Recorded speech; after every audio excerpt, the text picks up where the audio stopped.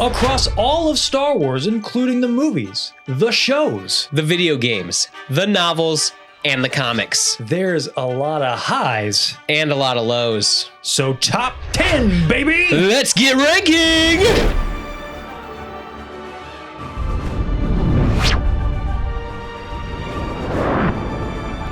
I'm gonna start with number 10 of the worst. And, you know, I like to throw a curveball or two. I got a couple of honorable mentions. I'm sorry, but it's really just to illustrate the point. Okay, because when it comes to worst Star Wars, bad Star Wars, there's qualifiers. And I learned a lot about myself while making this. There's cringe, poor production, bad writing / offensive. Okay. Not all bad writing is offensive, but sometimes all offensive writing is bad writing. Does that make sense? I guess so. I really just care about those last two, bad writing and the offensive writing. Yeah. A little moment like Padme and Jar Jar from Blue Shadow Virus in Clone Wars. I think this is about as cringe as Clone Wars gets. Yeah. It's Jar Jar just being bumbly and like stumbling into, you know, saving the day. Yeah. I don't enjoy watching this, but it's inoffensive. Gotcha. It's just cringe, right? So honorable mention number 1.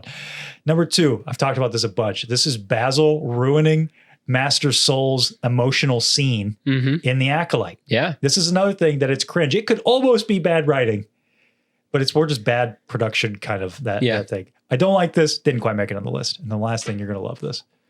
All of Admiral Enigma from Dark Disciple. He's so cringe. And that's, again, cringe. And that's why you're not going to see a lot of, because I already know, I can already foresee. It's like, where's all the Jar Jar stuff from Clone Wars? I'll be real. It's not great. But it's not on my list. So my actual number 10 on the worst, I have a tie for my number 10. Don't like them for the same reason.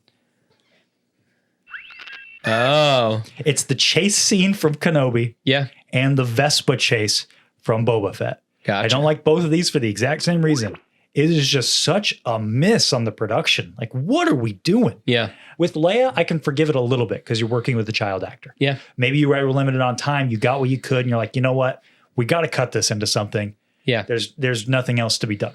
Okay, I can give a little bit of forgiveness there because I've worked with child actors before on a couple of projects, and sometimes it can be tough. Plus, there's a lot of labor laws about that. You only got so much time you can work with a child actor. Yeah. So there's a lot of moving parts. I can give a little bit of forgiveness there. Not to the Vespa chase. Yeah. What is going on? That's there? wild.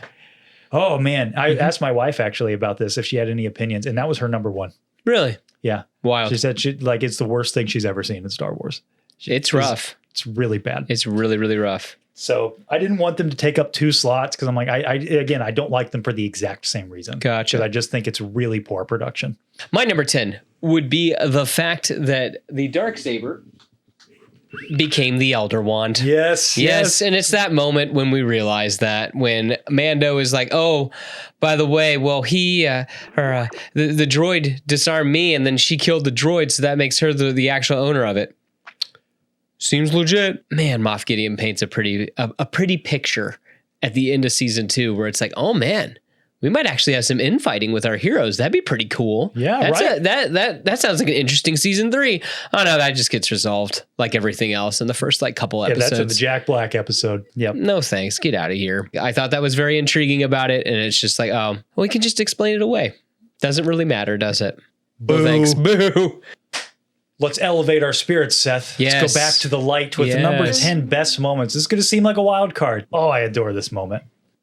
That is Anakin Skywalker appearing at the end of Ahsoka season 1. I talk a lot about how I love that show. And you know what? The more I simmer, as we've done this show, we've had conversations. Yeah. The more I think I like Ahsoka a lot more than I do Kenobi. Because I know my opinion of Kenobi has come down a while. Over the course of the show. But I like maturity, folks. Yeah, character development. Never expected that. That's crazy. I was going to say, is maturing realizing that Kenobi's not good? But this moment I love because I think it puts an excellent punctuation on what I thought was the most intriguing thing that Ahsoka tried to do. It took the original trilogy and the prequel trilogy and Clone Wars, it bundled it all up as one story, and it said, what do we do with Anakin Skywalker's legacy after Return of the Jedi?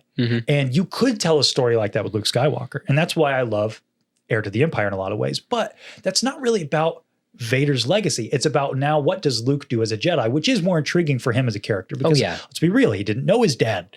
Mm-hmm. But who knew both Darth Vader and Anakin Skywalker and who had a close relationship with them? Ahsoka Tano. And Obi-Wan Kenobi. And so we've already told that story with Obi-Wan. And I think the most interesting character to tackle, what do we do post Fall of the Empire with the legacy of Anakin Skywalker? Now that we have Clone Wars, now that we have the prequel trilogy, now that we have the OT, for that whole story, it's Ahsoka. And telling that story of a masters and apprentices and her struggle to find her own identity within that legacy. I mean, that is the point to the story.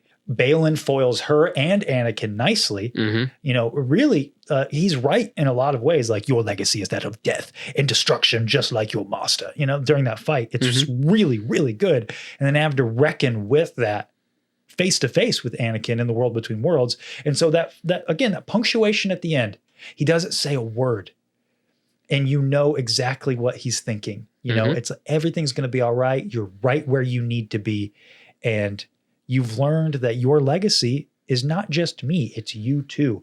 But it's also the best parts of me. Yeah. It echoes the Yoda scene from TLJ as well. We are what they grow beyond.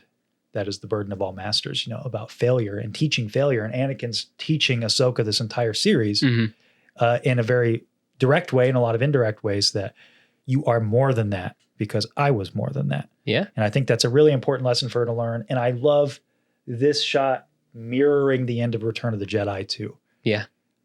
Really good. I think about this a lot from the Ahsoka show. I love Shadow Warrior, but that's probably my favorite moment from the show. Wow. Okay. Cool. My number 10, which people who have been long watchers of the show, they know. They know. I was going to say, my goodness. So this is from a show I don't like very much, The Book of Boba Fett. But this is the episode, The Return of the Mandalorian. Mando gets a new ship because he's in the market for one. So he revamps his N1 starfighter, or revamps a N1 starfighter. And what I like about this is, one, it's beautiful. Like, oh my gosh, cinematography is so good with it. The sound design's awesome. Oh man, it's just firing on all cylinders with that. But then I like that it really just kind of harkens back to those things that inspired Star Wars, inspired George Lucas, the things that he liked. Yeah. And it's kind of like written in that Star Wars DNA, where it's like, what do we have the Mandalorian do this week? Oh, well, he needs a new ship. Let's do it like American Graffiti. Yeah. And I'm here for it. Very good scene. Yes, it's a great scene. So I just, again, there is not much to not like about it. It is, it's a lot of fun. No, it's fun. I like how all of our number 10s are Disney Plus, the highs and lows. Well, look at that. Look at that. Back to the Woist. Oh no. The Woist. And here we go. We're going to be. We got Palpatine with a machine gun. You know what this represents? Fortnite, baby. Oh, so you are talking about, oh my gosh, this is something completely different. It's all of Star Wars, man. All of Star Wars. Yes. And I debated whether or not this one counted because Palpatine with a machine gun. It's, for those of you who don't know, Palpatine's speech that the opening crawl of The Rise of Skywalker references. His favorite movie. Debuted in Fortnite. And what you don't even, in the face. What do you mean by debuted? It's never even in the movies. That's true. It's only there. It's only referenced in the crawl. Delivered by Ian McDiarmid himself. It was just a piece of marketing. And man, do I hate that. So as you're going to see as we go through at least my worst list, when the corporate meddling gets too much into my storytelling, I don't like that. I get it. Stuff has to make money. But there should be a nice symbiotic relationship between the two. Yeah. And one should not overstep the other. And this is one of those instances where I hate that so much. It is such a pivotal part to the story. And it's also kind of cool. It is cool. But it is spit in the face. It's like, hey, go buy your microtransactions and play some Fortnite if you want the whole story. Come on, man. It just cracks me up too, because like all we get in the title crawl is the dead speak. And if you watch that clip from Fortnite, it's actually pretty cool. And it's like, how'd this not get in the movie? How is that not just the opening of the movie? Yeah. That's what doesn't make sense. It's wild. I hate it. It is one of those things that like, it makes my blood boil just thinking about it. So there you go. Number 9. Number 9. So we got something from Star Wars Legends. What do you think this is a picture of? Is that a sand crawler? Yeah. What's it going into though? A Sarlacc pit? Yeah. So this is from Star Wars 81, the Marvel comic series. Did you know that Boba Fett got out of the Sarlacc and then went back into the Sarlacc because they didn't know what to do with him? Really? Yeah. Okay. He's inside the sandcrawler, and Han's like, man, I really wanted to save him. And so, is that how he dies in Legends? No, he doesn't die. Okay. He gets out again. It's so dumb. But yes, that he gets out for part of an issue. He gets out himself. Some Jawas get him. They think he's a droid, and he's lost his memory. And then Han and Leia and Luke are also on the sandcrawler. Yeah, Boba Fett regains his memories, and then Han's like, come on, give me your hand. And then Boba Fett tries to shoot him, and Han jumps off. And then Boba Fett goes back into the Sarlacc. Okay. Cool. So stupid. So stupid. And me being little, like, I need some Boba Fett content. This is all I had. Is it better than the Book of Boba Fett? It's pretty bad, man. It's pretty bad. So yeah, there you go. The moment Boba Fett going back into the Sarlacc while riding in a sandcrawler. We've had one Sarlacc, yes, but what about second Sarlacc? Yes, that is true. Number 9, best. This one is really special. Number 9, feeling fine. What we got? This is my most wild card pick. Oh. That is the first level of Lego Star Wars, the video game, on the Game Boy Advance. In fact, it is usually sitting in this case behind me. This video game right here. Longtime watchers, you know, I adore this. And specifically from this version, I have a history of this video game. It was one of the first video games I owned back when I was a lad. And my mother got it for me on my birthday.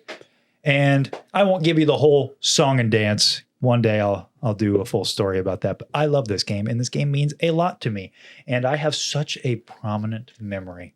This one is my really biased one. I was going to say, this is crazy because you picked a video game and a video game for both of these worst. Yeah, I did. Yeah. I didn't catch that. Wow. But I have such a prominent memory of getting home from the store late at night on my birthday, sitting on my couch playing this level over and over and over again. And then my sister getting home, and she's talking to her boyfriend out under the street lamp. And I'm so excited. I just got to go show them both this new game that I got. Yeah. You know, I'm sure that they were not up for chatting with me late at night under the street lamp. But there I was.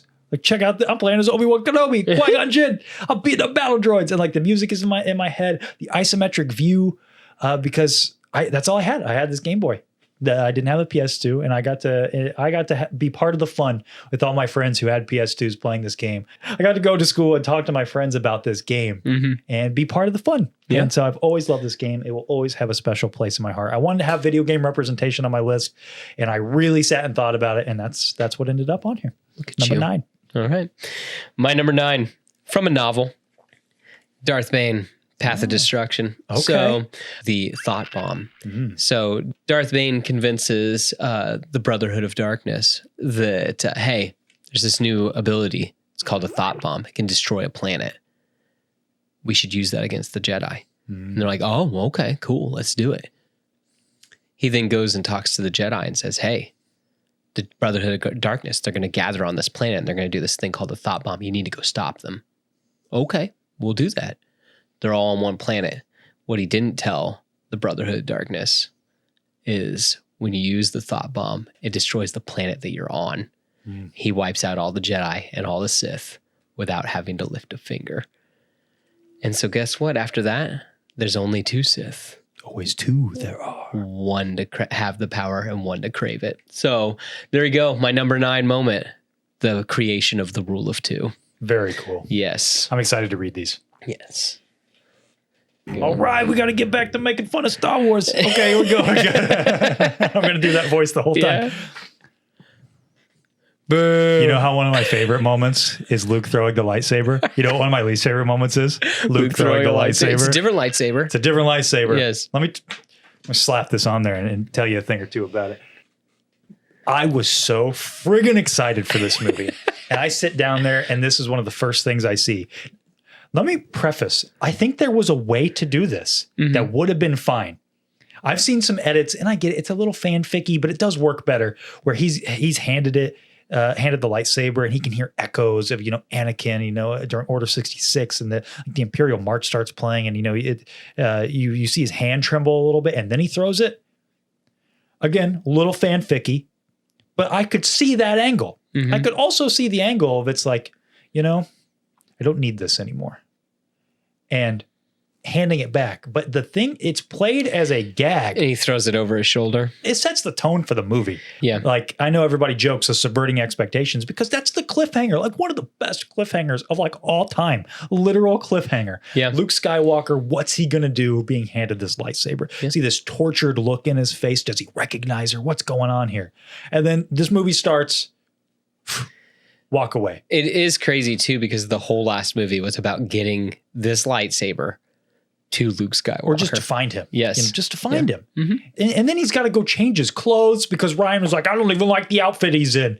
That's literally the next scene. You see him putting the Jedi robes in a drawer. That makes me so mad. I almost put that in here on this list.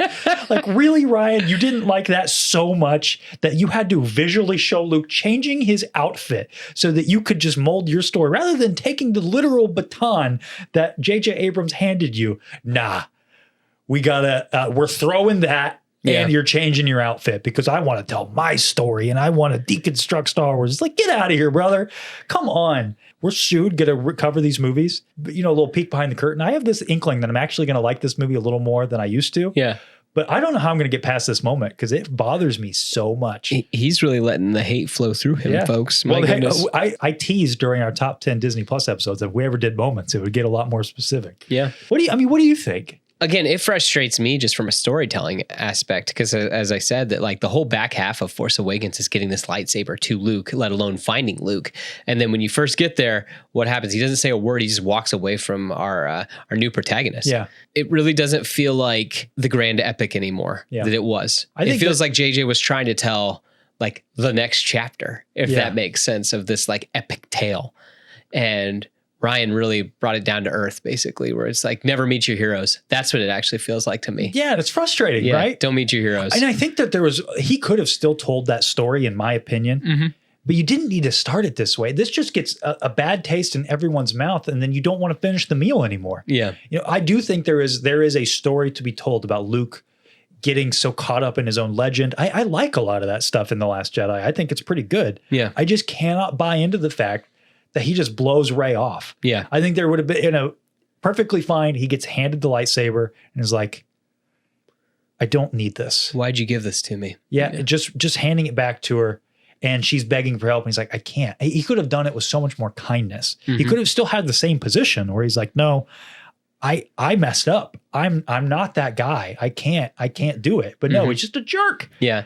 And it is weird too when you start thinking about the Yo Mama joke. Like with Poe. Yes, where you've got that going on, then you've got this shortly after that, and it's like, man, this really does just it just feels very different than what came before it. Yeah. There you go. Number 8. Yep. We're having fun now. This is where the fun begins. Wow. We're being so mean. Oh man. We got the Sith dagger because I can't get over this. We just read a whole book about this, and it didn't even bring this up once. I was really frustrated about that. Yeah, about it leading to where. Yes, where it's like, oh, it has another use. That's true. Yeah, I didn't think about that. You didn't even think about that. I was thinking about that the whole time because it brings it up at the beginning, and then it never addresses how it leads to this wayfinder. Yes, I know, and here I am thinking that I'm like, okay, they're going to do something where it kind of leads to the Death Star or something like that. No, this is just so out of left field. This is insane. And it's like Goonies.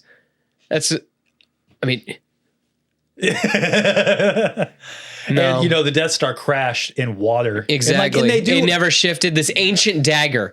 Ancient. Well, and then, to be fair, they never say it's ancient. Don't they give him... I thought that too, but I think they imply Shadow of the Sith. That it's much newer? They could have just made that. But even still, it's imbued with like an evil spirit. What do you mean? They could just those just come off the factory line? It's still it's still bad. Don't get me wrong. It's terrible. Don't try to forgive them. It's like Exegol's ancient. I just want to make sure your hate is well placed. That's all. Is well informed. Is Exegol Is it a new planet or is it an old planet? It's old. It's been there forever. A dagger from Exegol. Yeah. I guess I'd have to venture a guess that they're not making new daggers on Exegol. They could have a blacksmith. They're building Star Destroyers. They're not building daggers. They could. Why not? I guess what those imbued with ancient runes. It's still dumb. It's super dumb. Yeah. It's like, and then also the connotation of this, I guess she does say that like, this thing's real evil. I can feel the darkness within it. But it's like, dude, it brought Ochi to his death. And also, well, how did Palpatine's throne room fit? Yeah. This is stupid. We're just making fun of it. It's the whole thing is I just don't like the little piece that flips out on the dagger. And it's like, no way, that's sitting in the water. It would have shifted. Yeah. Shut up. No way. Well, you know, with the dark side, anything's possible. So jot that down. I guess so. Pathway to many abilities. Some consider to be unnatural. All right, number 8 best.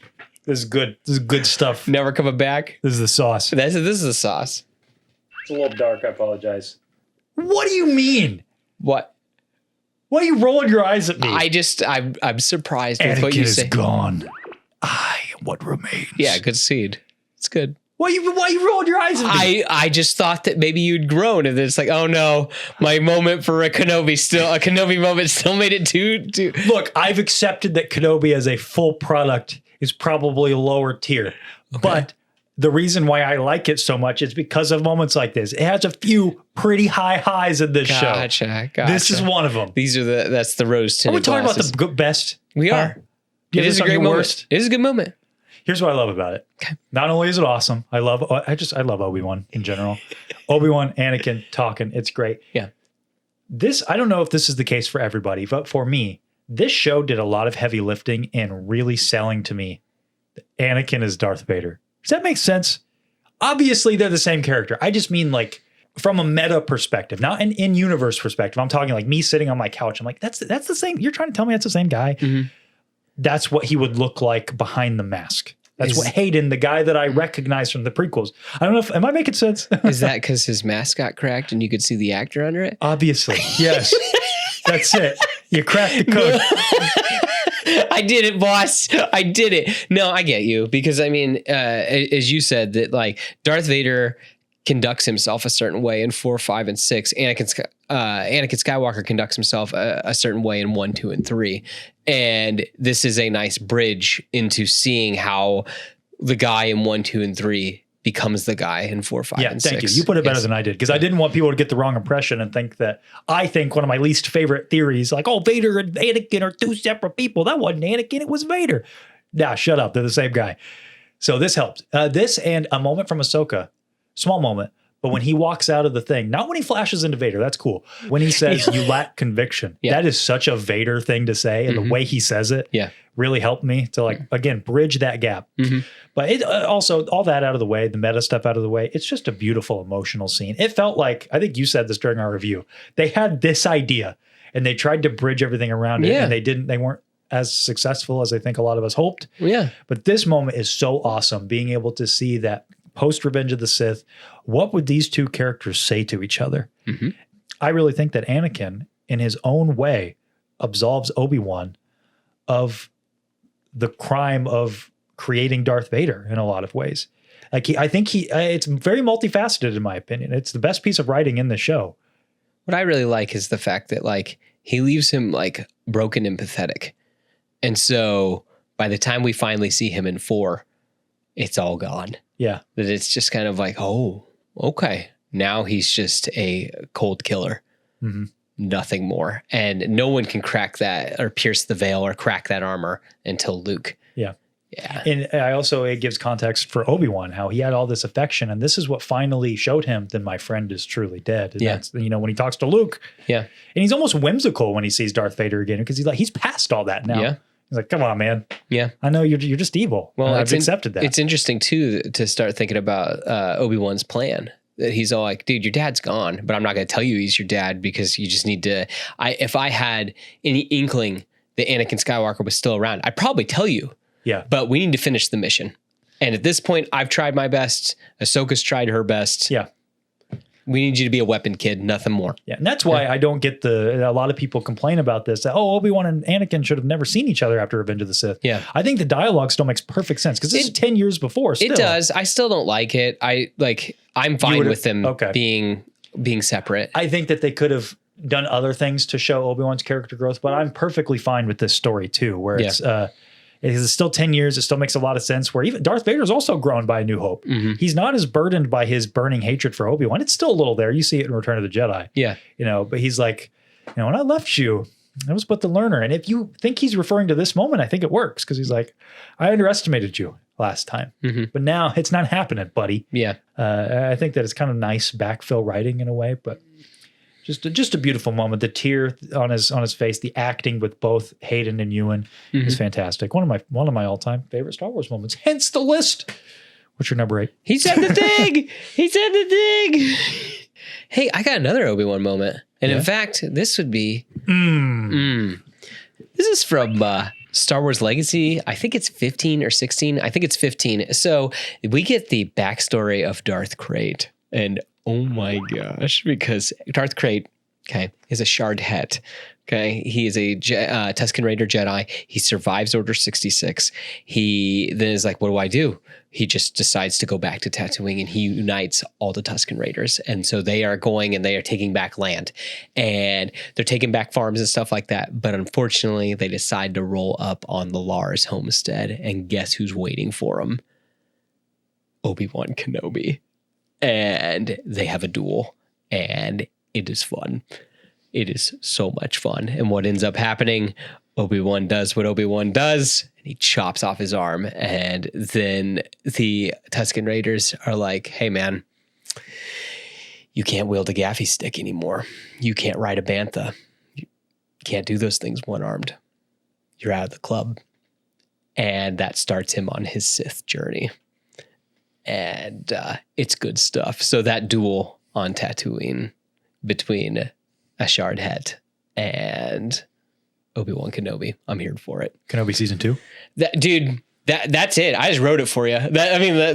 Oh my gosh. That if they just did that, it's what Kenobi season 1 should have been. Yeah. Yes. I think that's so good.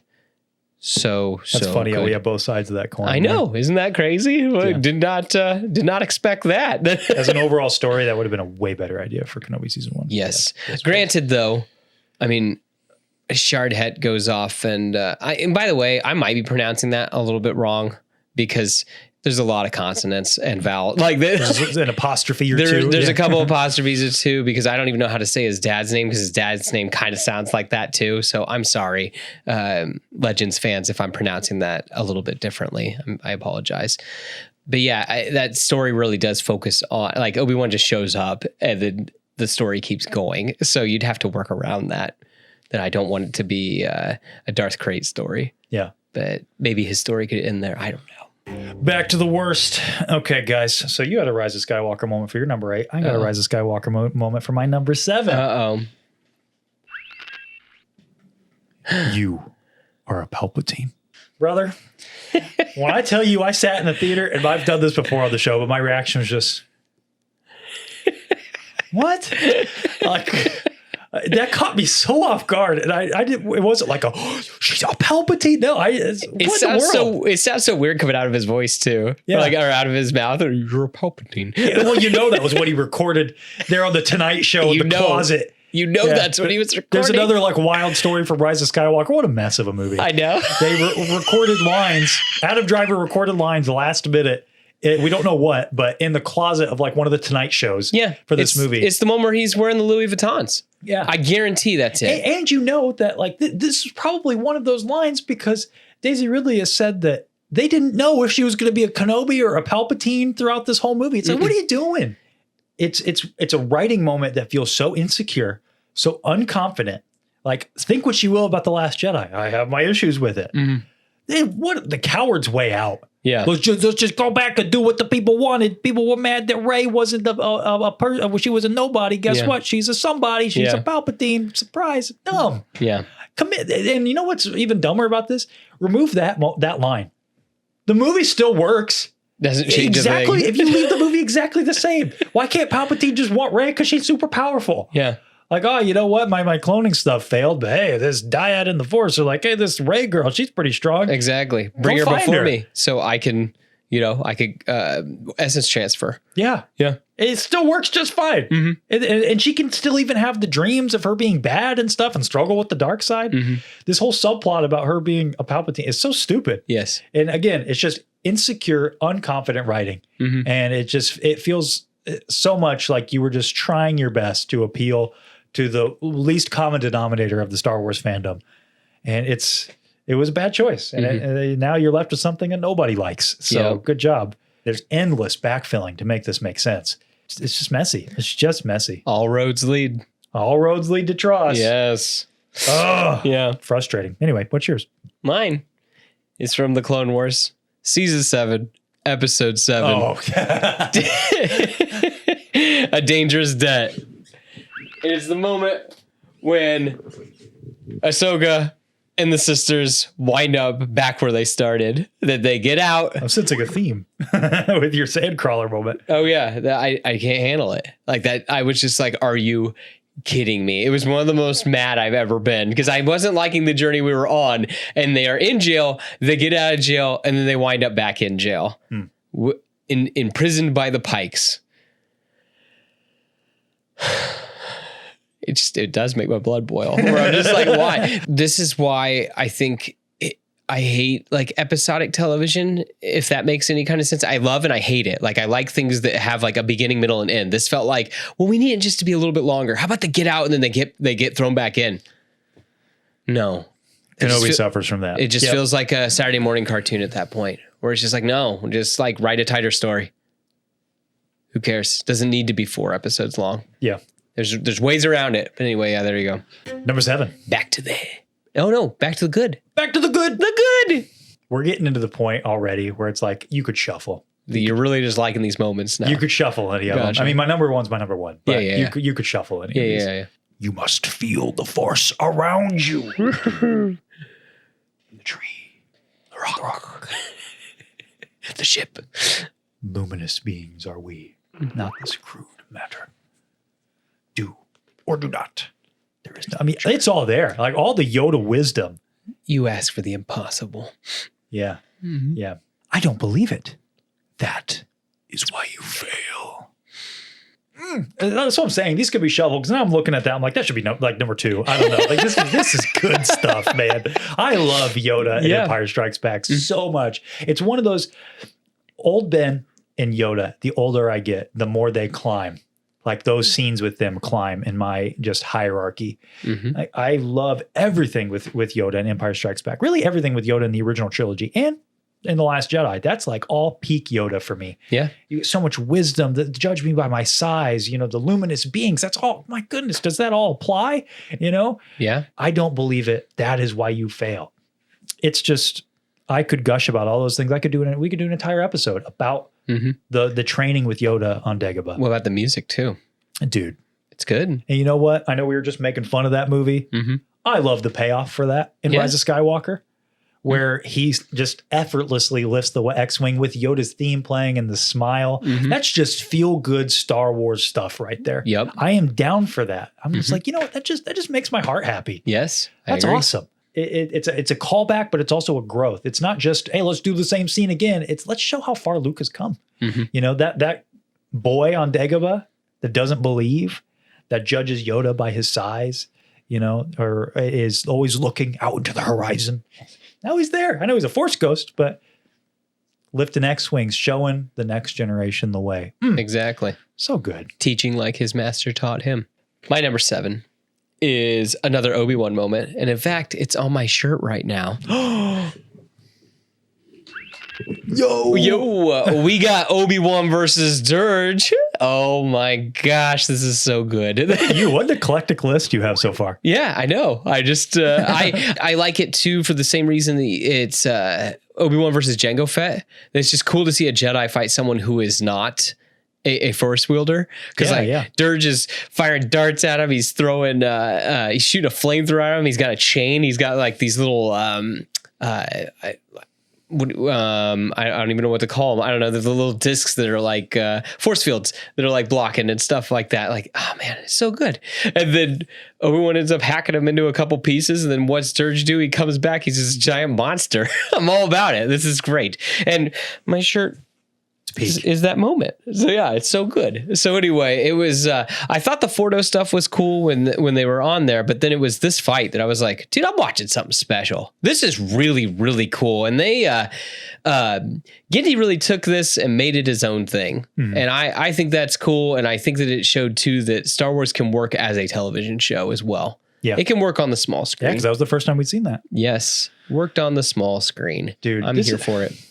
You know what I realized while making this list? What? Realizing looking up here, I really like Star Wars. Yeah, and isn't that cool? What's crazy too to think about is like we've had no double ups right now. No, there's a lot of crazy good, and then there's a lot of crazy bad. Well, I'm looking at that, and I'm like, I could have put that on my list. Yeah, that's awesome. Yeah, for real. Let me get on the box for a minute. It's just like I know we're complaining and we're having fun, poking some fun, but like I struggled way more with this list than my worst list because at the end of the day, I just like Star Wars. It's cool, man. It makes me feel something when I watch it, and there's like it means something to me, from as a kid when I was a kid, or even today because I can remember those moments, when I was a kid and got to see this for the first time. Mm-hmm. Also, it's just dang good storytelling, nice animation, nice choreography, some nice performance, just storytelling, beautiful artwork. It's awesome, and that's this list could change. It could be entirely different tomorrow. Yeah. And that's what's pretty cool about this. It is. Just felt through it, if that makes sense. Yeah. That I just was all like, all right, what are some moments that like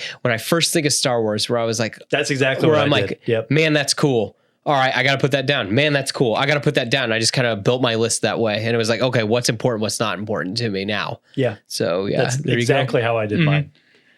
Neat. All right, back to the bad. Back to the hatred. I feel bad that a lot of our recent ones have been sequels, but you're going to laugh at this.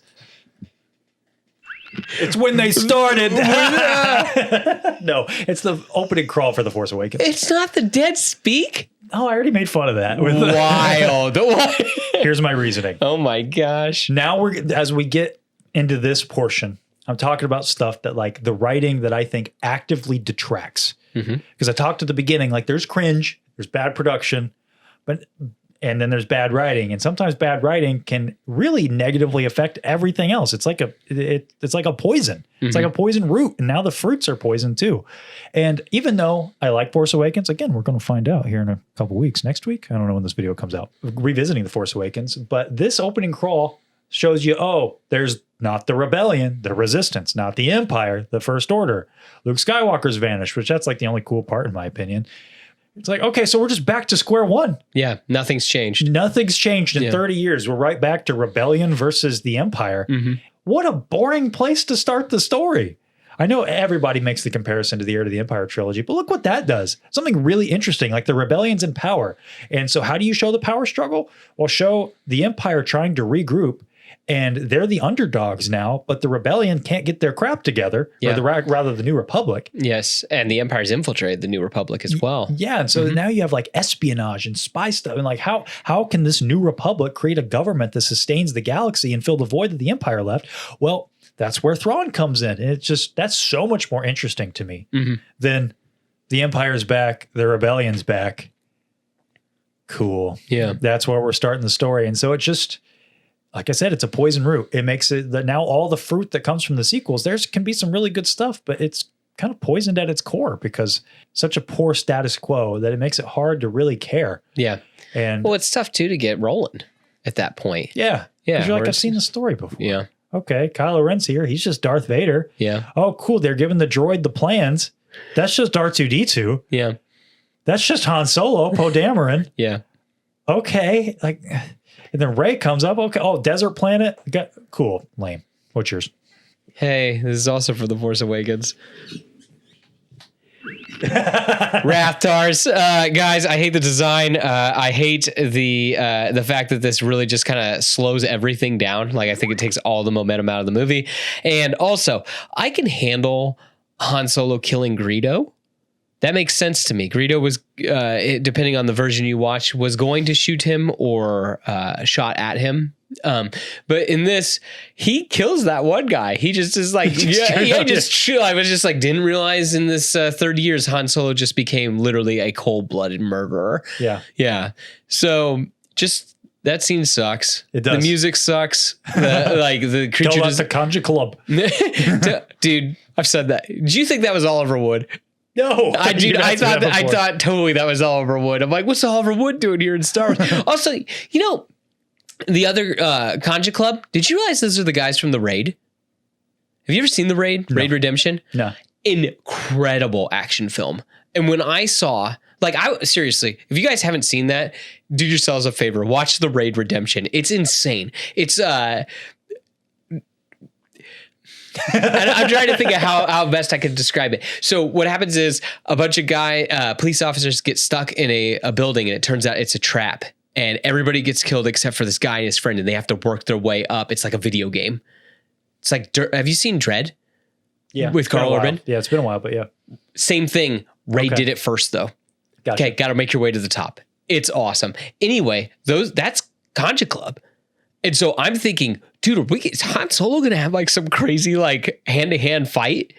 No, they just all die from He does punch that guy like Indiana Jones, though, and that's cool. Yes, but I mean, it's still they all just die from Rathars. It's so disappointing that I'm like, are you kidding me? They don't get to do a thing? Yeah. Whatever. It's fine. It is lame. It's super lame. All right, let's talk about something good. Yeah, let's call it down a little bit. I'm not going to say a ton about this because we talk about this a million times. And it's only 6? Oh, dang it. I knew I did this wrong. I'm sorry. Yoda was supposed to be number 6.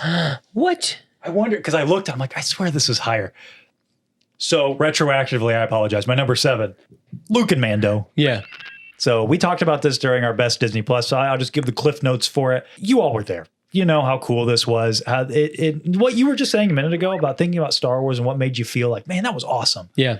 What an event. Mm-hmm. And I've said this before too, but the fact that Luke's not even the emotional core of that episode is what's more incredible. What a feat. What a triumph of The Mandalorian season 1 and 2. A great capstone to that story. And it was also awesome to see Luke cut loose. Yeah. Just a special moment as a Star Wars fan to be able to sit there and experience that in real time. Oh, I was there. I woke up at 5 a.m. and watched it before I went to work. Yeah. I remember just with seeing that gloved hand the first time and looking at my wife and being like, is the story over? Yeah. Luke's here now. How's this going to go now? This is insane. How do they do this? Yes, exactly. I remember I was, at the time, I was working for a video game company, and I had a small animation team that I was the head of. And the 2 folks that were working for me are some of my very good friends. We had to work the next day, and I told them, I was like, hey, I'm going to be up at 3 a.m. to watch this. You guys could be late for work tomorrow if you do the same thing, because they were both Star Wars fans. Mm-hmm. And they did. And we all were messaging each other. Yeah. And we were talking about how awesome it was. I remember my friend Sam, she, as soon as we watched it, she was like, Luke, R2, and then the crying emojis. Hey, I love R2 being there. I know. Yes. So very just special. So that's technically my number 7. I apologize. I was just looking at that when I drew it. I'm like, I swear there was something before that. Yeah, can't have that above Yoda. We got some Mandalorian action. Yes, we got Mando and Cobb Vanth and the good citizens of Mos Pelgo going up against a Krayt Dragon. Because guys, this is good Star Wars fun. And I don't care what you say. It's awesome. It's absolutely awesome. I love watching, a bunch of people coming together for a common goal, because the big monster is going to ruin everybody's livelihood. So we got to do something about it. And I'm here for it. So, yeah, I don't know. There's just something about that when it went into IMAX, like the lights, and I was just like, we're going to see something special. And and I think it was the moment too that when they shoot at it and they're like, we're not going to make any difference. Let's ride. They just both take off. And then you hear the same sound that Boba Fett's jetpack made in Return of the Jedi.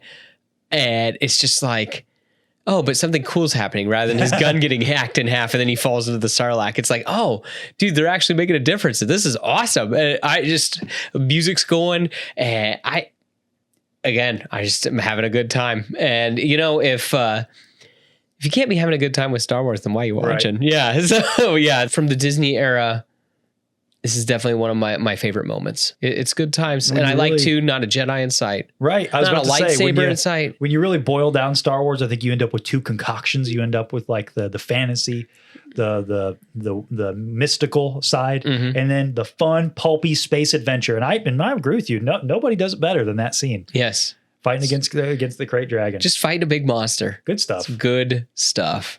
Top 5, baby. Top 5, getting into the worst. This is the egregious stuff, huh? I hope I will finally beat the allegations that Tross is my favorite Star Wars movie with this one, because I have been trashing on it a lot. I'm the spy. I'm the spy. Dude, go back to Force Awakens.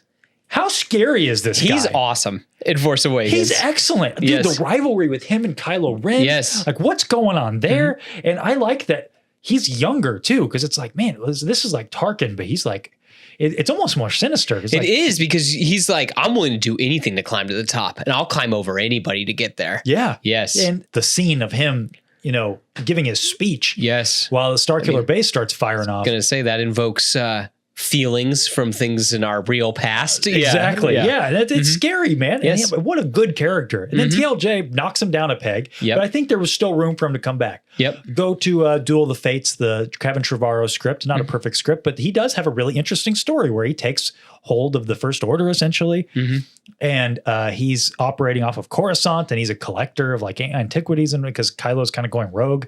Really interesting what they do with the character. But here, he just is just the butt of the joke. And this scene in particular, I hate, not only because it's the final nail in Hux's coffin, but I hate how that scene actually plays out, because he goes, I'm the spy. And then it turns to Poe and gang, and they're all like chuckling, like, what? No way. Yeah. Oh, you. And I'm like, he blew up 4 planets. I was going to say, like, you aren't friendly. You've never interacted with them outside of one radio call. It literally felt like it was from a Disney show. It did. Where like just Poe is like, what? Oh, I can't believe you're the spy. I can't. Shucks. I'm like, seriously, imagine the original trilogy. Tarkin doesn't die in A New Hope. And then he has a scene like that where Luke and Han Solo and Leia's there like, Tarkin. Yeah. He blew a boulder on. What do you mean? Like, you would never act like that with him. Like, what a character assassination of one of the coolest things they introduced in The Force Awakens. I despise that scene. I think it is one of the worst scenes, not only in the sequel trilogy, but all of Star Wars. I'm right there with you. It's garbage. I'm going to sound like such a hater in this video. That's why we balance this. Yes, it's good. Without the best, there is no balance. Exactly. Without Lord Santeca quote. Ooh. What's yours? I just like that guy. So, just the casino scene in Last Jedi. Like, I start questioning, why are we here? And then it's like, oh, you're giving Finn a lesson? But Finn learned a lot of lessons in the last movie. So, are we just going backwards on that too, huh? Yeah, we're just going to take all of Finn's character development and give it to Rose? Yeah. Okay. Cool, guys. It already didn't feel that important to begin with, that they just had to go meet with this guy in a Star Wars movie. And then it's like, oh, it makes me mad just thinking about it. Yeah. Yeah. That I was going to say, yes, the casino scene on Canto Bight, just everything that goes with it. It's almost in my list too. Yes. It's just frustrating. It's just absolutely frustrating. Like, I can get past even the whole that she almost murdered him in an attempt to save him. That was almost on my list. That was the moment that almost made it on the Yeah, mind. but just this, where like, it just feels like he's just getting belittled here. And it's just like, dude, he spent the whole last movie just getting kind of belittled in one way or another. I get it. He was kind of our like eyes into the world, even though we don't really need that. We've had 6 of these movies, but whatever. Yeah. But gosh, man, why does the character have to suffer because of that? The thing that I don't like about this is that I heard at the time the powers that be, maybe Ryan said it, I don't remember, or maybe somebody was defending it, saying like, hey, the quest does not have to be consequential for there to be character growth. And I agree with that. That's true. Yeah. But when you're doing an episodic, like a main episode of Star Wars, there are only 9 of those suckers. Yep. Pretty precious real estate. It's true. So why waste it on this? Yes. And it doesn't even move their characters that much. You bring Finn to the point where he was at the end of the last movie? Cool, you redid his character arc. Yeah. Just like y'all did with Han Solo and Force Awakens. It's just, what are you doing? And it's really dumb too, because I feel like you have this really interesting backstory with like Finn was a stormtrooper. I know. And we just don't even address that at all. Even in Rise of Skywalker, where, oh no, there's just a bunch of other people that are also stormtroopers too. Like you take away the one thing that's special about him. Yep. Finn is the saddest story of the sequel trilogy. I agree. Please. I know we're like poking a lot of fun at these movies, but I want to see these guys back. Give them some good writing, some good stories. Hey, The Hunt for Ben Solo. You know what that could also be? John Boyega redemption. Yes. Finn redemption. Yeah, not even John Boyega. He does great. He does. He does. Just a character. Yes. Give him some redemption. Finn redemption. Okay. We're Top back. 5. The best. We're back. We're back. Look at that smirk. He did it. He did it. He did it. There is no greater love than this, to lay down one's life for one's friends. Smile on his face while he does it. Mm-hmm. Obi-Wan. Strike me down, I'll become more powerful than you can possibly imagine. I think he's also smirking too, like retroactively, like he can see the twins together. Yeah, I know. He's like, oh man, dude. He's one. Yeah, you're so screwed. I think that's what he's thinking with Vader. Yeah. I love it. Mm-hmm. I love this scene. I love everything. Obi-Wan is, give it another year. He might be my number one character. Yeah. Just a perfect start, perfect middle, perfect end. Such a tragic character, but also such a wonderful, enlightening, hopeful character. Mm-hmm. Really shows you what it means to have sacrificial love, shows you what it means to be a warrior, when to fight, when not to fight, when to pick up your sword, when to put it down, and how to lay your life down. Mm-hmm. Beautiful. I love it. It's good stuff. It is good stuff. Also from that movie. Hey, it's your first one from one of the main movies. It's true. Look at that. It is true. Good one to choose. I was going to say, I think that everybody can relate with this. This is truly that beginning of the hero's journey. And that's what I think I like about it. Yeah. It's like, this is that Star Wars fantasy. This is that whole looking to the horizon and going, I mean more than than the hand that was dealt to me. I can do more. I'm ready for my chance. And I think that everybody can relate to that. Mm-hmm. I think that's what makes Star Wars kind of transcend pop culture and everything that it's that you have pop culture, but then you also have Star Wars. What makes it a myth? It's true. But then again, out of being just myth and legend, I think that's the thing that can make us all relate with it and everything like that too. It makes it very, very special. Yeah. It teaches you a greater truth, human truth. It's true. And then my goodness, Binary Sunset. I mean, and then also the fact that episode 3 ends with the exact same shot. Episode 9 ends with that exact same shot. Dude, yes. It's like poetry. It is. They're like poetry. They rhyme. But just that fact that that's one of the mission statements of Star Wars. Yeah. There is a new hope in the galaxy. Great choice. Yes. Great choice. I'm gonna try. Man, I'm looking at them I'm like, all these make me mad. Because all the rest of these, they just make me so upset. A little dark. I apologize. That is Mother Anastasia and Mother Corrin, I think. Here there be witches. From the Acolyte. In the moment, and it's actually not a screenshot from that moment. I apologize. But it's when they talk about how Osha and May are of virgin birth and they have no father through some dark side trickery or whatever. And I need to explain this because I feel like I've not done well in the past explaining this about why I don't like this. Mm-hmm. Because if you like the Acolyte, again, I've said it, we've always said this, we're so glad you do. That's awesome. Seriously. Yeah. I don't mean that. We're not being facetious. Yeah. Being for real. If you like it, that's great. Yeah. Like what you like. But I've heard some of my friends who like this show, they'll be like, but it makes sense. Like, it makes perfect sense that this could happen in the universe. It's like, yes, Star Wars has established that the Force works in mysterious ways, and this can happen like Anakin Skywalker. That's why I don't like it. And so you hear a lot of folks, they say this devalues Anakin Skywalker, and then you'll hear people rebut that and say, no, it doesn't for this and this and this. Here's the reason, in my opinion, why I would use the phrase dilute. The narrative device of the virgin birth is a very powerful narrative device because it is in reference to Jesus Christ's virgin birth. And so in Star Wars, in the prequel trilogy, when you hear that, you are meant to think something about Anakin.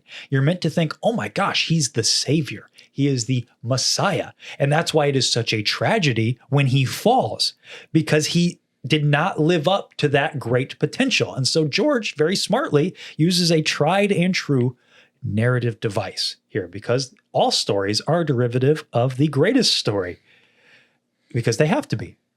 The Lord God is a narrative God. That's for sure. And so you see the narrative device of the virgin birth now in the Acolyte. Just say, let's do it again. Now let's just, from a logical standpoint, sure, the witches could use the same dark side power. They could do that, whatever. I'm not arguing it from that point. I'm saying that if you apply that same thing in the same universe, it happened just 100 years before Anakin. Well, now we've just diluted Anakin. And again, you're meant to think something about that. Now, I will, some credit to the Acolyte, I will say, it does not position May and Osha to be a messianic figure. But it more does so to explain why the Jedi might be so interested in this cult. In which case, they do a decent job with that. But the problem is that narrative device is used for a very important character in Star Wars, being Anakin Skywalker. And so it's the same reason why I think people complained about Rey. She's just another character from a desert planet. It's like, that was Luke. Okay, that was Anakin. But Luke and Anakin are important parallels because obviously they're family. Father and son. And so this was why this bothers me so much, as it just feels unnecessarily derivative. And I'll say I don't think that Leslie understood the importance of the virgin birth narrative in the first place, to, I'll use a harsh word, bastardize it in this way. I think there was going to be some sort of the Jedi were going to eventually be looking for the chosen one. I think that would have gotten pulled back in there, but that's, again, I'm not trying to defend her. Yeah. I'm just saying that that's probably what would have ended up happening, as something, if I were a guessing man. You're number 4. My number 4, letting the hate flow. Hey, look, it's also from the Acolyte. It is, it's just episodes 3 and 6, because it tells the same story, and it doesn't even. You gotta pick a moment. No, because it is that moment. It's that stupid night that they tried to. Yeah, it is. I stayed within the rules, guys, because he told me it had to be a scene. It is that scene. It's the fact that 3 makes it seem like something crazy happened, and 6 just shows us no, it's exactly like we thought. There's no difference. Yeah. Yeah. Lame. Sorry, it's lame. And you know what? 1, it's stupid, the story. 2, it derails all the momentum the show has. Yeah. Twice. Yeah.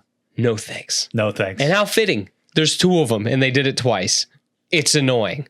Let's get to number 4, the good then. Yeah, and there we go. Hold on. Uh-oh. Hold on, give me a second. It's from the Revenge of the Sith novelization by Matthew Stover. It's at the end of the movie. End of the book.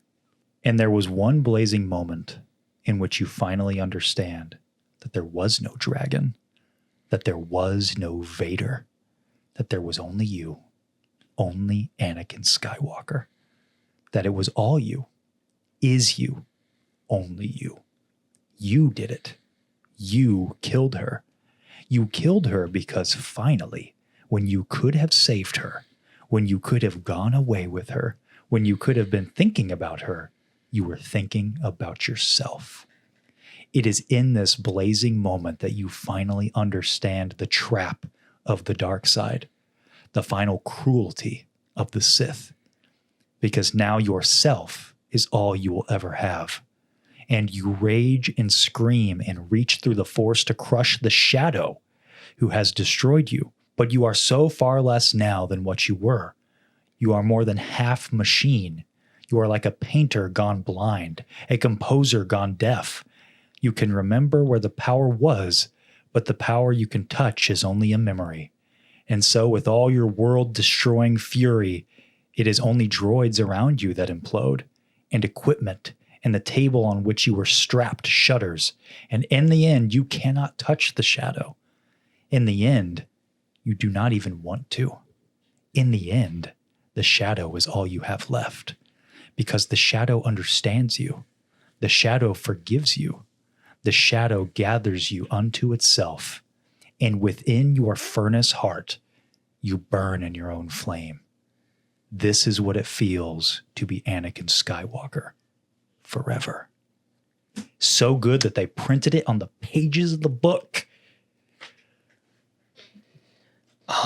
I'm surprised you didn't have the Palpatine smiling, because the shadow's referring to Palpatine. I know. It's that final beat. Yeah. This is what it means to be Anakin Skywalker forever. Because if you don't know, if you haven't read this book, which is a masterpiece of a book. I'm not talking just Star Wars. I just mean. It's wild that it is different but the same. And it really is a neat companion piece to the movie. Oh, it's so good. It is worth your time, guys. But throughout the book, you get these moments that are like, this is what it means. This is what it feels like to be Anakin Skywalker. But it's usually triumphant and happy. Like in the beginning of the book, he's this hero. He's the hero with no fear. This is what it feels like to be Anakin Skywalker. Then at the end, you get that final beat. You know, because there's this thread about the dragon that surrounds his furnace heart. And I love the punctuation here at the end. There is no dragon. There is no dragon. And this, again, I said it earlier. The folks who say Vader and Anakin are two separate people, they're not. That's the sad part. Anakin did all that, and that's all now he has left. And this book puts it in the most beautiful, poetic way. And I remember I read that for the first time. I was like, whoa. Because when I started the book, I thought the whole "this is what it means to be Anakin Skywalker" thing was really cheesy because it kind of breaks the pacing. It breaks up the book a lot. Like you'll be going through a scene and they'll be like, "This is what it feels like to be Anakin Skywalker in this moment," and I'm like, "Okay, Matthew Stover, what are we doing?" My goodness, when you get there at the end, you're like, "Oh, wow!" And you get what the whole point of that was. It's excellent. It's really, really good. Your number 4. Yeah, number 4. Wow, look at you. Yeah, I know. So we've dogged on these a lot, but oh my gosh. First off, when that thing goes flying and then Kylo goes to reach out for it and it's shaking, and then it goes flying past him and then it lands into her hand and the Force theme just swells. I just was all like, we're so back in the theater that I was like, this is so awesome. And gosh, man, I think I'm tying to the time that this was. I mean, this was so exciting to be a Star Wars fan at this time and being in that theater with all those people. And I remember my friends getting into a fight about what weighs more, an X-Wing full of water or Jabba the Hutt before the movie. Before the movie. And I was actually... they like were really getting into it. And then after it, all we could talk about was just how awesome all this was. And like, those same friends, like just getting emotional about it. Like, just cause again, that music swells up and everything. And just what a nice capstone on all of that. Cause you had, what was it? Force Friday? Is that what it's called or whatever? Yeah. All that anticipation that you had the action figures and you had all the product and you were looking at it and you're like, man, I don't know what any of this means. And now finally we know what all this means. And it's the thing that feels the most different in the movie. Yes. It's trying to be its own thing. That's why I love it too. Yes. It's a great moment. The audience is shocked and you can even look on her face. She's shocked too. It's like, oh, this is not going where I thought it was going to be going. This is fun. All right, we're in unmarked territory. Kylo just doesn't say anything. She activates it. And what's he do? He just activates his lightsaber and they just start going at it. Yeah. Beautiful scenery. Too. I love the Starkiller base at night fighting in the woods. Usually I hate use lightsabers as source lighting. The only time I really like it is... This is the best one. And I do like it in Attack of the Clones. They tried something different. Yeah, but this is awesome looking. Yes. Very pretty. I love the trees falling as they're hitting, slashing them with their lightsabers. Just, it's good stuff. Man, what an emotional roller coaster this is, because now I'm about to get mad again. I said this before. Keen viewers of the show in the live chat, let me know. I've said before, this is my least favorite part of Star Wars canon. Canon being an important part. Okay. Although I cheated because I do have one, a little spoiler alert. One of them is above here that is canon, and I'll explain that. But number 3, another comic moment. Darth Vader riding this stupid monster to Exegol. Yeah. Let's remove Exegol for a moment because I think that's problematic, but let's remove that for a moment. That's not the same dude that I saw in Empire, and that's not the same guy I saw in Return of the Jedi. I think that these comics went way too far in like just pushing all these characters, Vader, Luke, Han, Boba Fett, in just these fantastical situations. And I'm like, man, you know, when you look at the original trilogy, it's pretty grounded for the most part. Yeah. Like, yeah, we're in space and, you know, things are We can move crazy, things with our minds. Yeah. but it's pretty grounded. Mm-hmm. Like, we're just on a desert planet and, you know, everything's relatively believable. Yeah. You're telling me that same guy I saw, you know, fighting Luke on Cloud City is now riding this Cthulhu monster into this forbidden planet after he like wrestled it with his mind.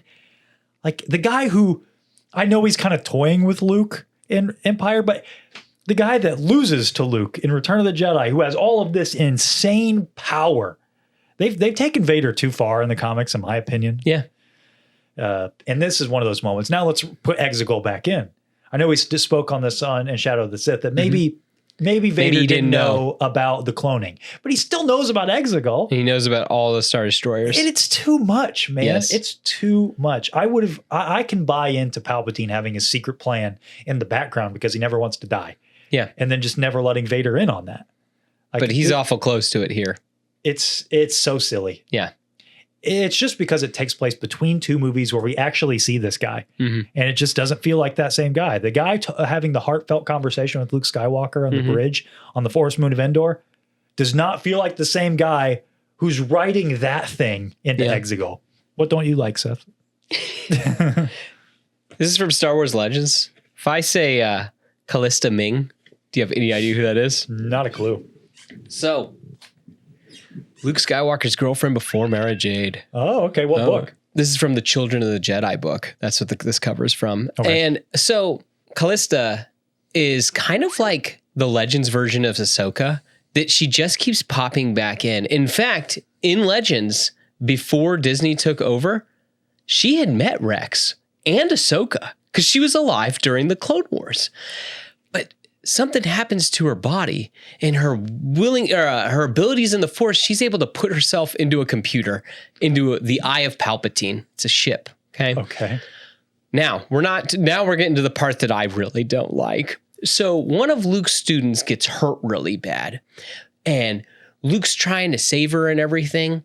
And he's on the Eye of Palpatine and he falls in love with this computer.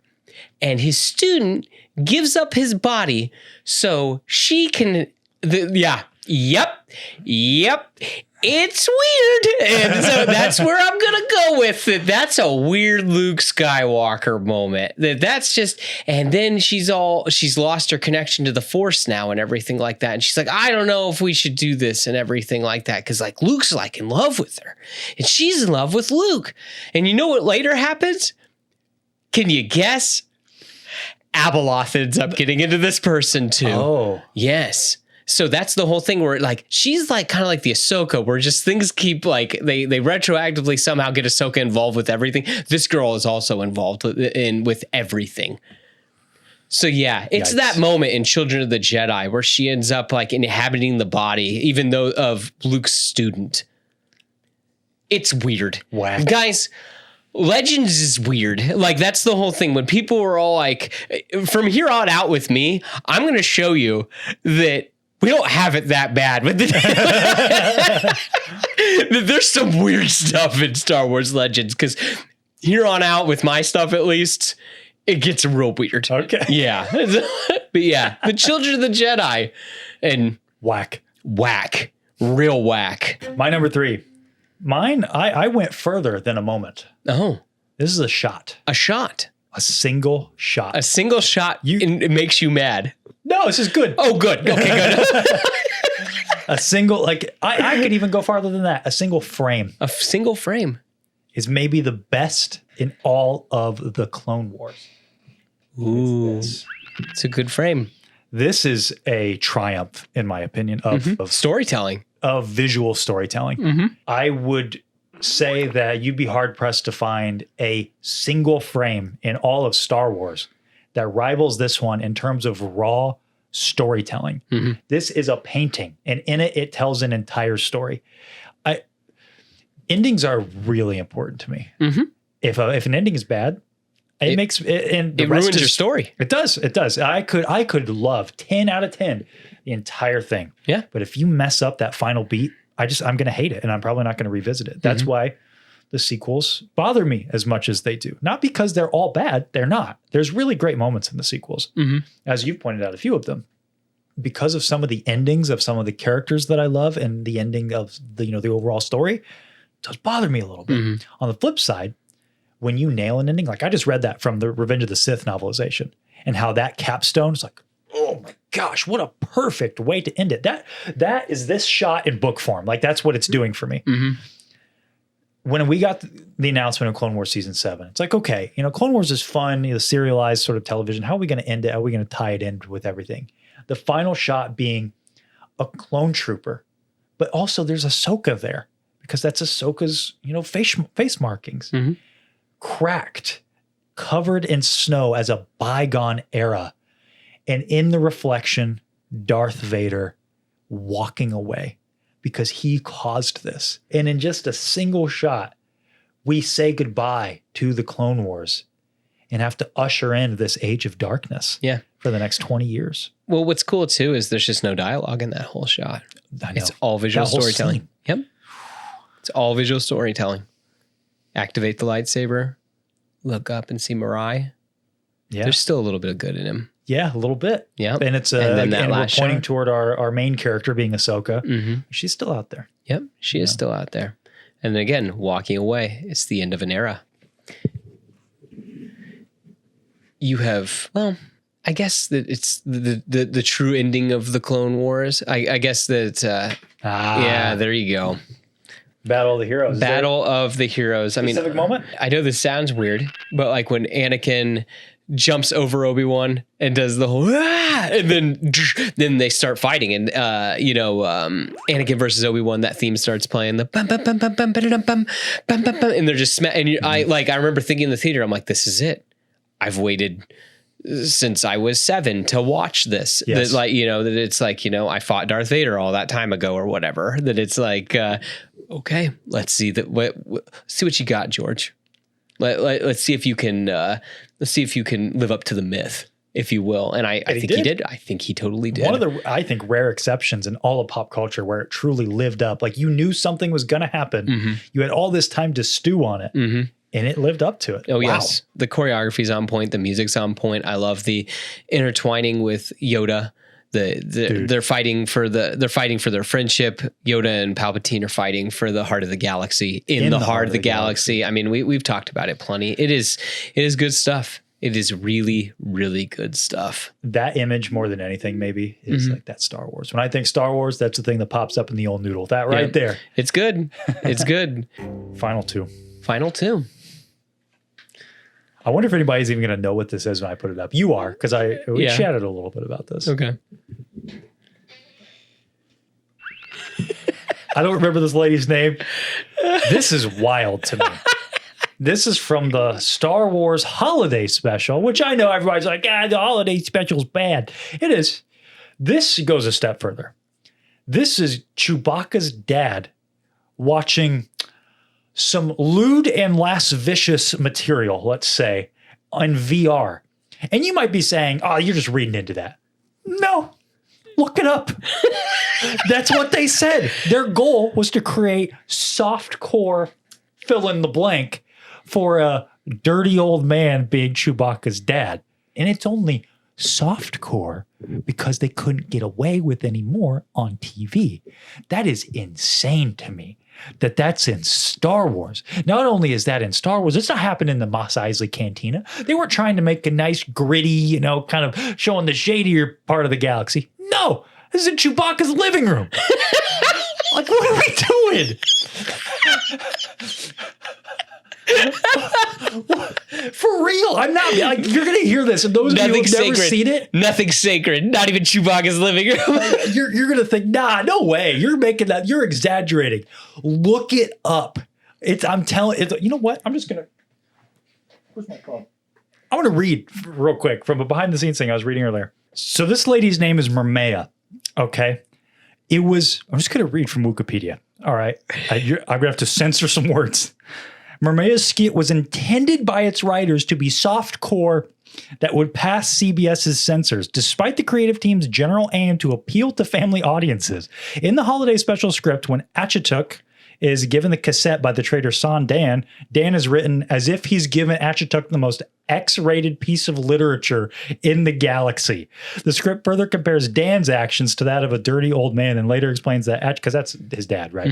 Achatuk is groggy with satisfaction. I'll just leave it there. Okay, we don't need to read anymore. It's dumb. You're going to wonder what's going to top that. Yeah. That, at the end of the day, is inconsequential. It's horrible. Yeah. But whatever, we could forget about it. And don't get us wrong. There is horrible stuff in Star Wars. We can't like escape those horrible things. What do you mean? There's lowbrow stuff in Star Wars, but I think that too, just it's weird that like on the Star Wars holiday special, that's what I'm saying. That's where you choose to show it. Yeah, like where you choose to show it. Yeah, it's so strange to me because I mean, like we could go that like, you know, Mos Eisley's a seedy place. Anakin was a slave. We could go Hutt Slayer Leia. We could go like that. There are like lowbrow things in Star Wars. Let me caveat. It's not, as I made a joke about earlier, if in say Andor, they did something like this. Okay. Yeah. But they're trying to pass it off as this like, oh, silly little thing in the holiday special. The Christmas special, people. What are we doing? And with characters like Chewbacca and his family. It's so bizarre. Like, of course, there's bad stuff in Star Wars, obviously. You know, with any kind of stories, you're going to get that. But it's the context. And the point of it is so twisted. And like, frankly, kind of sinister, in my opinion. Nah, that ain't it. It's weird. That ain't it. It's weird. My number 2. Connor, I want you to look at this, and I want you to try to describe it to the folks at home what that is. I got nothing. So that is Leia 2. That is a... Excuse me? Yeah. That is a like a human replica droid. Okay, of Princess Leia that's posing as Princess Leia that can shoot lasers out of her eyes. And she is blasting the son of the Emperor who is infatuated with her and trying to marry her. Yeah, this is from the Glove of Darth Vader, that series. Oh, yes. Okay. This is a later book. Yeah, called Queen of the Empire. Interesting. And so, guys... What the H? Because seriously, are you kidding me? That they were like, well, we gotta.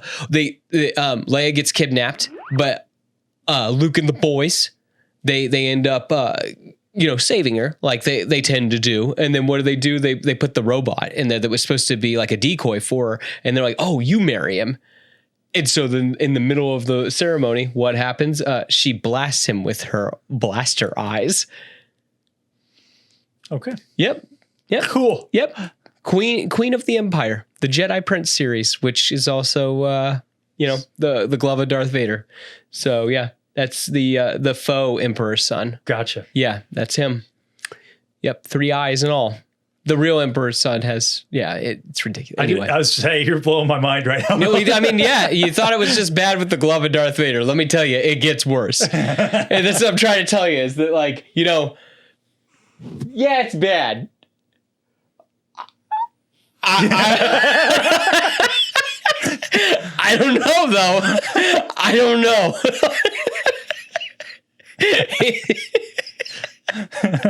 Let's talk about something good. Yeah, let's talk about something good. Okay, Please. guys, I told you at the top that I cheated on 2. Oh, my gosh. I warned you. Oh, my gosh. And this isn't really cheating. It's 2 sides of the same scene. So, Lord Vader.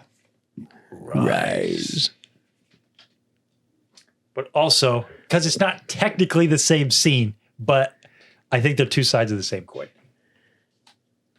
You are the chosen one. Interesting. Okay. So the ending of Revenge of the Sith, you guys know it's my favorite Star Wars movie. The Battle of the Heroes is amazing. I love how the capstone of it all. I like Obi-Wan's just heartbreaking performance as he's pleading to Anakin, about how what he says, you were the chosen one. You were my brother. I loved you. It all comes together in writing and performance and visuals. Hayden is doing an amazing job with his facial acting. So is Ewan McGregor.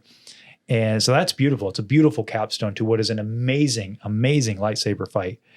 And then we get the following scene, the birth of Darth Vader. So really, I guess what I'm saying is my number 2 moment is the birth of Darth Vader. Which you read from for number 4. I did. Which I think is kind of wild. Yeah, so I've got both instances. It's great in film form and it's great in book form. Yes. The book, the movie form does it mostly with visuals, whereas obviously the book, I'll say it like this. They both make the best use of their mediums. Mm-hmm. The book gives you a poetic explanation about what's going on in Darth Vader's mind. The movie shows you by using visuals and music and color and lighting how this is what it means to be Anakin Skywalker forever. Mm-hmm. And it's so cool to see how both artists, Matthew Stover and George Lucas, took the same prompt, And in this moment with Darth Vader, rise, I think what's really cool is that we all wanted to see Darth Vader. That was the promise of the prequel trilogy. But now that you're here, you don't want him to rise from that table. Mm-hmm. You don't want to see the monster because you grow to like a lot of these guys. You in Padme, right? Because this is being juxtaposed with the birth of the twins and what he did to her. And now those kids will have to go, be separated from their parents forever. Now they both got to live in loving homes, which is great, but that's not the design, right? They had to leave their loving mother, who perished on the table, and their father is this machine, this monster. And you get to that moment when he rises up from the table where you have John Williams just cooking, and you're like, I don't want you here anymore. I don't want to see this. Yep. And then the sort of epilogue to the scene being Palpatine's smile. Look what I have created. Look, I have won everything, including this man's soul. I like the Eternal too. Like what you read earlier with number 4, where it's like all he has is the shadow. He can't. Yeah. Yeah. At this point now, he's got nothing. It's good stuff. So my number 2, the birth of Darth Vader. Can you guys tell who my favorite character is? My number 2. Jedi Tales. I love this scene. I absolutely love it. Binary Sunset's kind of the jumping off point where like Luke's like, man, there's more for me out there. Obi-Wan's that opportunity. And I think that they both see each other as each other's opportunities. And this is a lot of like, I've said this before, the older I get, the more I like this scene. Like, I just love the music. I love the whole, like, just Alec Guinness's acting in this, in which, man, we talk about Ewan McGregor a lot on here. I wish we talked about Alec Guinness more. There's just not as much. I know it's not as much, but it is so nuanced and awesome. Like, I love the whole, like, says he's property of an Obi-Wan Kenobi. Do you know him? And that look, Obi-Wan. That's a name I haven't heard in a long time. And I love too the whole, he's not dead. Not yet. And he looks up, and it's just like, oh man. Like I can see that as like, I think Obi-Wan was much older in the original story of Star Wars. But I think that that's one of those things where you could still kind of see where it's there in the performance and everything. Yeah. But I just love that this is that thing that like kicks off that, the myth. This is the Arthurian legend. This is where we go. Guess what? He met the old wizard out beyond the Dune Sea. Then he's going to be given Excalibur, and he's going to go on his adventure, and he's going to save the princess from the castle. Going to fight the Dark Lord, the dragon, if you will. I just like it because both those, my moment number 5 and my moment number 2, that's what really kicks off the Skywalker story. The path to cool. Yes, he is. The path to redemption. Number 1, which I apologize, you're not even gonna be able to see this because I brightened it, but for some reason when I printed it, it did not.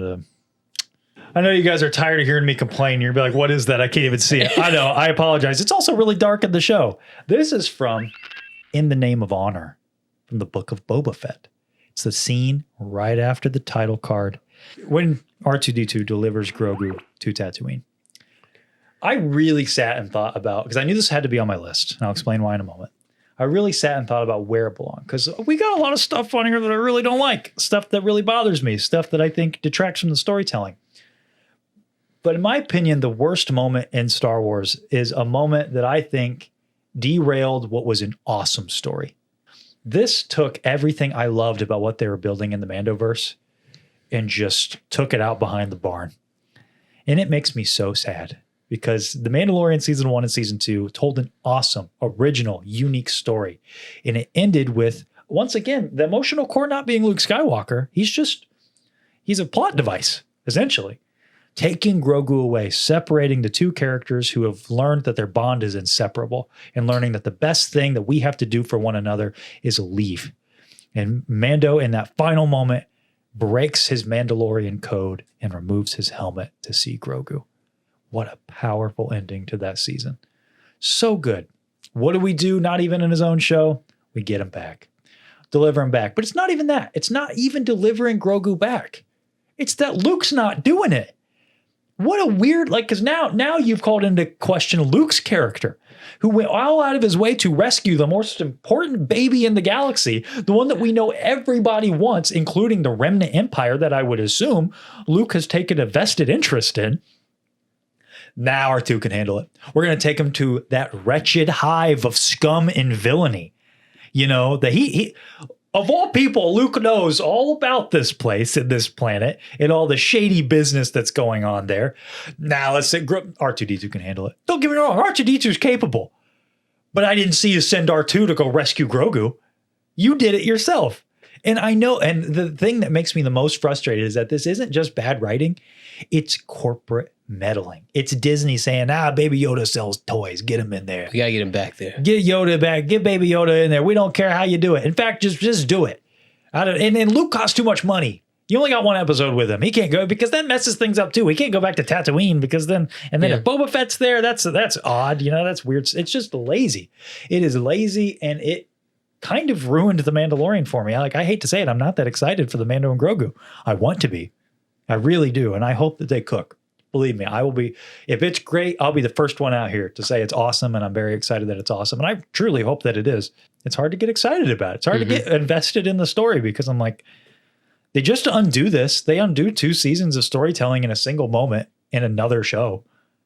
What's there to get excited about? That's my number one. Gotcha. What do you think? No, I agree. I mean, it's returning it to the status quo. I mean, if we look at even not to dump on a movie I haven't even seen yet, but I mean, look, he's back at his ship. He's got his Ambien rifle back. He's back with Grogu.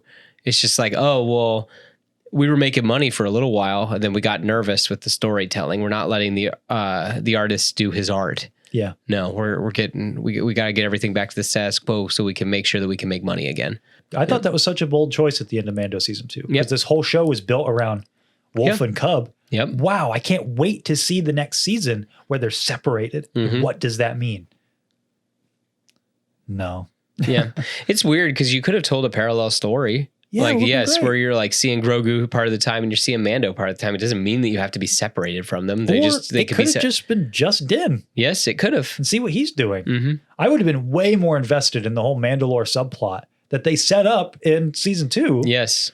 And then without also Grogu. having the Darksaber and stuff like that, where it's like, oh man, this could be like a Game of Thronesy kind of all political intrigue. Who's on whose side? Who really cares? Yep. Yeah. You could check in with Grogu every now and then. Right. Yeah. That'd be fine. Yeah. Heck, you could even check in with the New Republic and stuff like that. You could do something similar to what they did in Mando season 3, where you're seeing what the Imperial Remnant and what the New Republic are doing. Yeah. And you know what? I think it'd work better. And it could have ended the same way. It could have ended with Luke saying, okay, you know what? You need to go back to him. Yeah. I would have been fine with that after a period of time. Because, I was going to say that what you could do is you could have pockets of Luke throughout the season. Right. Yeah. Just little bits. Yeah. Every couple but just episodes. enough time to make the separation meaningful. And then, like I said, it's just the cherry on top is that it makes no sense why Luke would do this. Yeah. Why he wouldn't accompany him. Yeah. I dislike it that much. Well, my number one, you've talked about it a little bit. It's a Star Wars holiday special. That's the jump scare for the episode. Guys, all there was A New Hope. Right. And then we get this. With the promise that Empire Strikes Back is coming. But still, no one really acts like how they do in the one Star Wars movie that we have.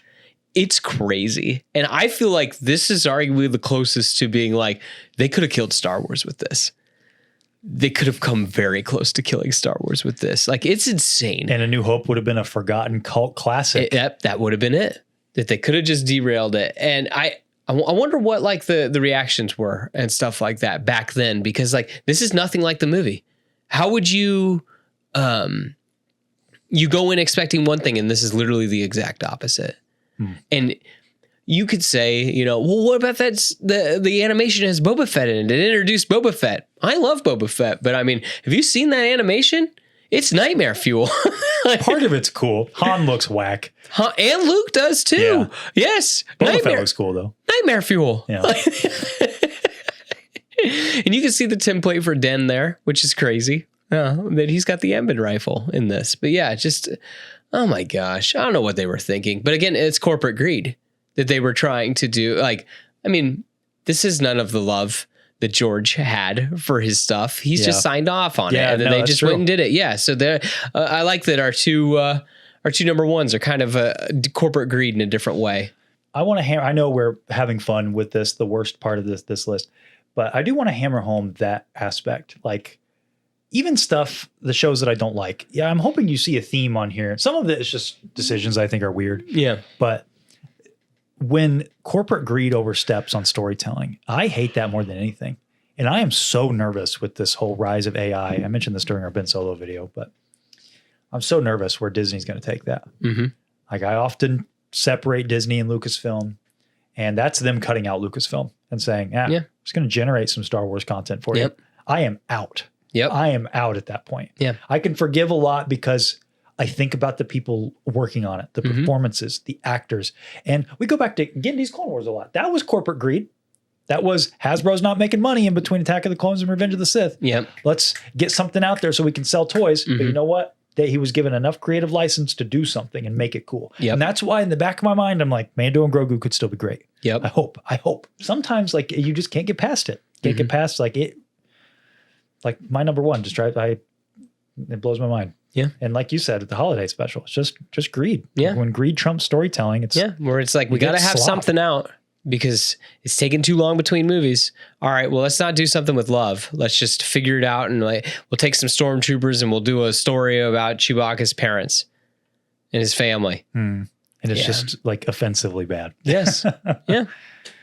Before we get to our number one, what's a good list without an honorable mention? Can't do a list without those. So on 3, we're going to reveal we each have 5 honorable mentions. We're just going to rapid fire through them. Then get to the real list. 1, 2, 3, boom. Hey, look at that. What do you got? What action you got there? Ooh. Okay. Yeah. The Twin Sons episode from Rebels. Okay. Maul versus Kenobi. Maul versus Kenobi. So good. Such a good little fight. I guess I've learned a lot that I like to watch Obi-Wan fight. So there you go. Okay. Yes. We have Poe and Finn from The Force Awakens stealing the TIE Fighter. I will admit, it does feel a little bit like an MCU movie, but gosh darn it, I'm having fun. And the sound that TIE Fighter makes when it finally gets away, that like, as it shoots off, that's so cool. Anyway, the Ronin revealing his lightsaber, that it's red, just all of that is just incredible from Star Wars Visions. I mean, I just love that episode, the duel. We have Obi-Wan versus Jango Fett on Kamino, like amazing, just good. And I like it because like you get to see a Jedi actually like fight a Mandalorian. And this was kind of the template because you see that now in like Clone Wars and stuff like that, and then a little bit in Rebels. But man, this is just fun. And it's nice to see because I feel like, Boba Fett was kind of went down like a punk in Revenge of the Sith or in Return of the Jedi. So it's nice that you get to actually see like a Mandalorian do something cool. Sure. Yes, especially in that time frame when we didn't have a whole lot of extra content. And then we've got Fortress Vader. This is Vader facing down Darth Momin. And so my moment is actually hit. I know, dude. If you get a chance, it's the same story. Yeah, I know. Yeah, you just picked the beginning. Yeah, I picked the end. And so yes, Vader traveling using his castle as the tuning fork that it was built to be, and then walks into the beyond of the Force Nexus, if you will. So and cool. Yes, and dealing with his inner demons. Yeah. I'm here for it. So yeah, there you go. Those are my top honorable mentions. Yeah. Yes.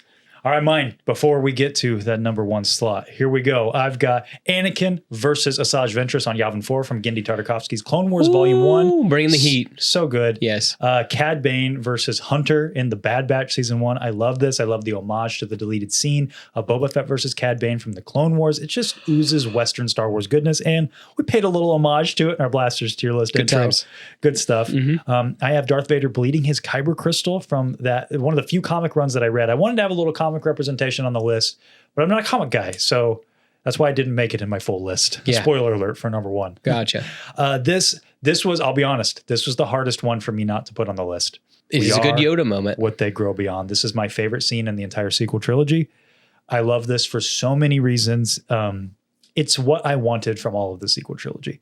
I wanted to see the characters that I loved. I wanted to see them grow. I wanted to see new characters, but I wanted these guys to be a little bit more in the forefront. And so now, with the benefit of hindsight, I really savor these moments in the sequel trilogy, and this is my favorite one.